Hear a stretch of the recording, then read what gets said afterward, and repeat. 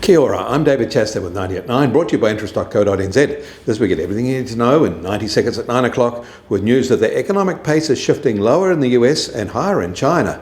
Although American mortgage applications rebounded strongly last week from the New Year break, they remain well below year-ago levels. But mortgage rates are now falling and are at their lowest since September. But despite that, the recovery in transactions in the real estate market are very modest at best.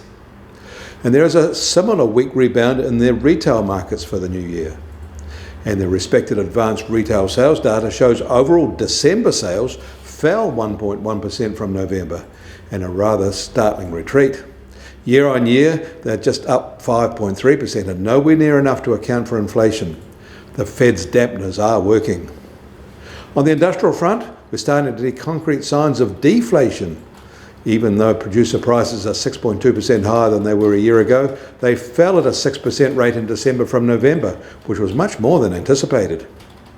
It is not only industrial production that is turning lower. Overnight, Microsoft announced that it is laying off 10,000 employees. The worm is turning, even for the tech giants. With all this weak news, both equity and bond markets are retreating in the US. And Canada also released its producer price data for December, and that also revealed a shift to deflation and a rather sharp turn.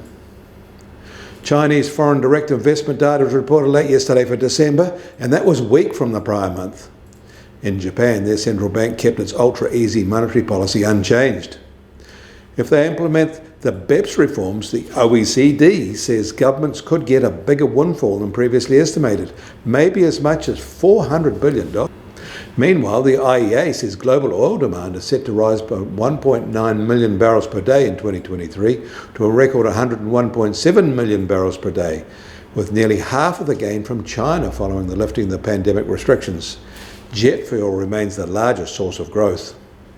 And at Davos, the IMF is suggesting that it is likely to upgrade global growth forecasts because the prospects for improvement after China's reopening may be better than they first assumed. The US Treasury 10-year yield starts today at 3.39% and down 15 basis points from yesterday. And the price of gold will open today at $1,906 an ounce, and that's down $6. And the oil prices start today 50 cents firmer at just on $81 a barrel in the US, while international Brent price is just over $86.50 a barrel. And the Kiwi dollar has firmed slightly overnight, now at 64.5 US cents, but that's now a 2-month high.